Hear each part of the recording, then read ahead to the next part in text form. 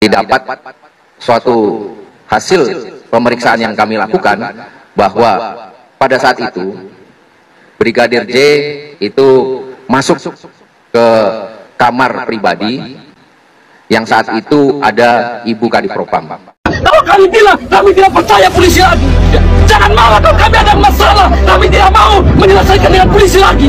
Kami bukan orang bodoh. Kami bukan hanya tempatan SMA mau jadi polisi. Kami punya pendidikan, kami punya gelar, kami punya sarjana. Ingat itu. Kami menghargai kalian semua, menghormati lambang yang kalian pakai ini. Hormat kami. Tapi kenapa tidak bisa fasilitasi kami, mediasi kami untuk bertemu? Kami tidak bawa pistol, kami tidak bawa senjata seperti bapak macam ini.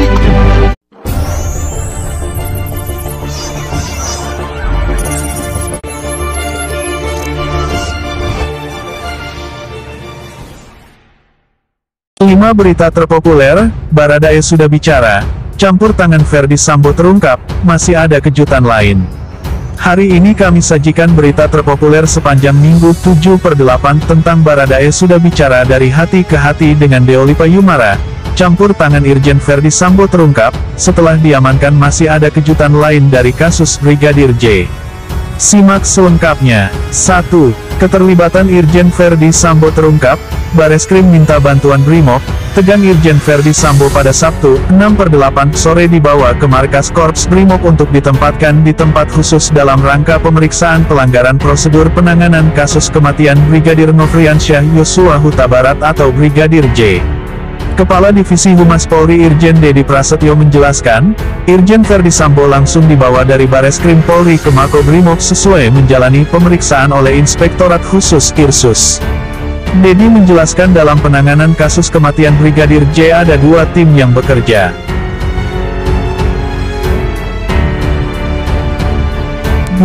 Brimob amankan Irjen Ferdy Sambo konon belum seberapa, masih ada kejutan lain.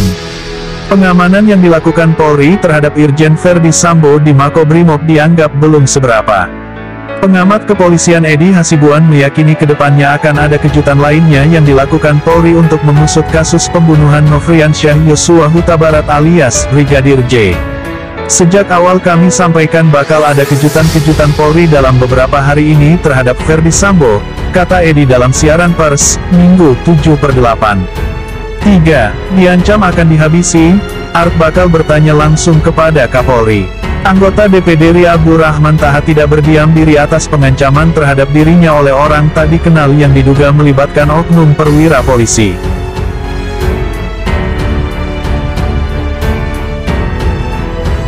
Pria yang beken disapa dengan inisial Art itu mengaku belum membuat laporkan polisi atas dugaan pengancaman itu.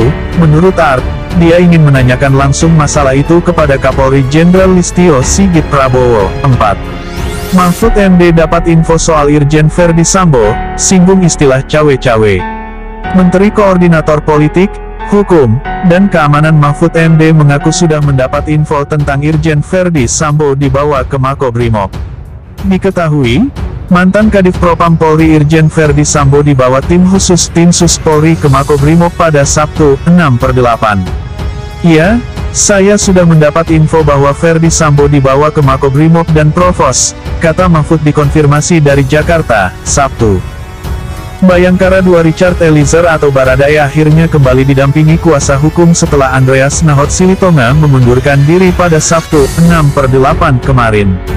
Baradae yang berstatus sebagai tersangka kasus pembunuhan Brigadir Nofriansyah Yosua Huta Barat alias Brigadir J kini didampingi Deolipa Yumara dan Burhanuddin sebagai kuasa hukumnya yang baru. Jadi, kami adalah kuasa hukum Baradae yang baru. Kuasa hukum yang sebelumnya Bapak Andreas sudah mengajukan surat pengunduran diri yang disampaikan ke Bareskrim Mabes Polri yang sudah diterima, kata Deolipa di Bareskrim Polri, Sabtu malam. Lalu bagaimana pendapat pemirsa mengenai kasus ini dan yang kami informasikan? Jangan lupa ikuti terus berita kami.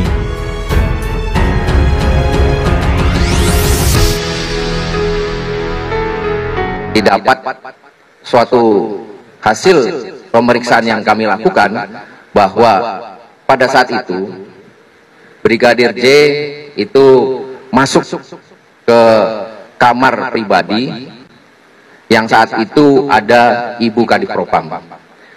Perlu rekan-rekan ketahui bahwa rumah tersebut adalah rumah singgah. Jadi selama pandemi, rumah tersebut dipakai oleh keluarga tersebut untuk melakukan isolasi mandiri apabila ada anggota keluarganya yang baru saja pulang dari luar kota, melakukan tes PCR, kemudian sambil menunggu hasil PCR keluar, maka akan melakukan isolasi di rumah tersebut. Sehingga rumah tersebut adalah rumah persinggahan. Sebenarnya rumah aslinya sendiri kurang lebih 1 km dari rumah tersebut.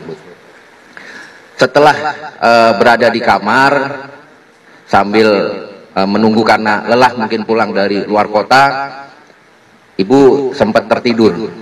Nah, pada saat itu tidak diketahui oleh orang lain, tiba-tiba Brigadir J masuk dan kemudian melakukan pelecehan terhadap Ibu. Ibu sempat teriak dan kemudian sempat minta tolong ya kepada personel lain yang memang berada di rumah tersebut. Jadi Ibu teriak minta tolong kepada saudara RE dan saudara R. Berapa kali minta tolong dan teriakan ini rupanya membuat saudara J mungkin panik, sehingga pada saat itu juga mendengar ada suara langkah yang turun dari kebetulan saudara RE berada di lantai 2 rumah tersebut bersama dengan saksi K. Dari situ kemudian saudara RE karena berada tangganya itu letter L, ya, baru separuh tangga, kemudian melihat saudara J keluar dari kamar tersebut menanyakan ada apa. Bukan dijawab, tapi dilakukan dengan penembakan. Pada saat itu tembakan yang dikeluarkan atau dilakukan oleh saudara J tidak mengenai saudara RE, hanya mengenai tembok. Sehingga saudara RE berlindung di balik tangga yang arah naiknya.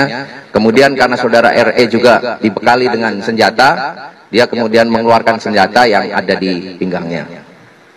Nah, ini kemudian terjadi penembakan, di mana beberapa kali kalau kita lihat dari TKP kami menemukan adanya bekas